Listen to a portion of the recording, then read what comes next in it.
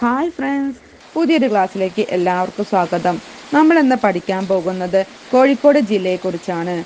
കോഴിക്കോട് ജില്ല പഠിക്കുമ്പോൾ ആദ്യം നമുക്ക് അതിൻ്റെ വർഷം ഒന്ന് പഠിച്ചാലോ.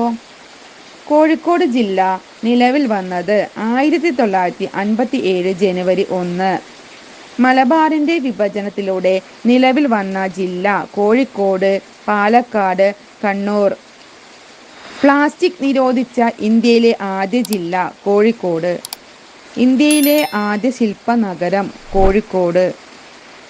ഏറ്റവും കൂടുതൽ ഇരുമ്പ് നിക്ഷേപമുള്ള ജില്ല കോഴിക്കോട്. ISO സർട്ടിഫിക്കറ്റ് ലഭിച്ച ആദ്യ police station Kozhikode town police station. 3G സംവിധാനം നിലവിൽ വന്ന കേരളത്തിലെ ആദ്യ നഗരം കോഴിക്കോട്. ഇന്ത്യയിലെ ആദ്യ വിശപ്പു രഹിത നഗരം കോഴിക്കോട്. കേരളത്തിൽ കൂടുതൽ മഴ ലഭിക്കുന്ന ജില്ല കോഴിക്കോട്.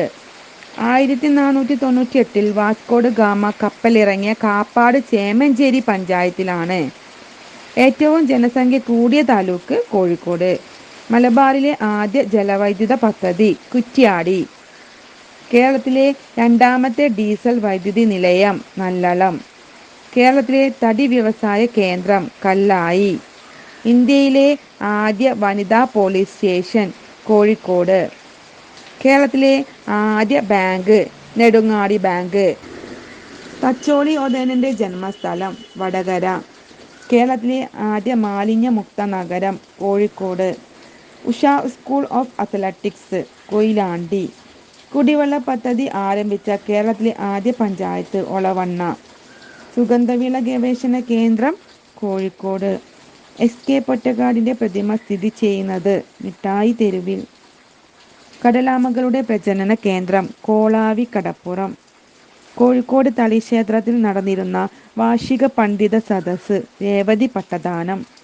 കോഴിക്കോട് ജില്ലയിലെ പ്രധാന വിനോദസഞ്ചാര കേന്ദ്രങ്ങൾ തുഷാരഗിരി വെള്ളച്ചാട്ടം, പെരുവണ്ണാമൂഴി മുതലവളർത്തു കേന്ദ്രം, ഡോൾഫിൻ പോയിന്റ്. നാളികേര ഉൽപാദനത്തിൽ 1-ാം സ്ഥാനത്തുള്ള ജില്ല കോഴിക്കോട്. സാമൂതിരിയുടെ ആസ്ഥാനം കോഴിക്കോട്. സത്യത്തിൻ്റെ തുറമുഖം എന്നറിയപ്പെടുന്ന ജില്ല കോഴിക്കോട്. കക്കയം വൈദ്യുതി നിലയം സ്ഥിതി ചെയ്യുന്നത് കോഴിക്കോട്. കേരളത്തിലെ ഏറ്റവും ജനസംഖ്യ കൂടിയ താലൂക്ക് കോഴിക്കോട്. കുഞ്ഞാലി മരക്കാർ സ്മാരകം സ്ഥിതി ചെയ്യുന്നത് ഇരിങ്ങൽ. ആദ്യ പുകയില വിമുക്ത നഗരം കോഴിക്കോട്.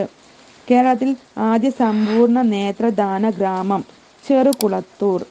PT ഉഷയുടെ ജന്മസ്ഥലം പയ്യോളി.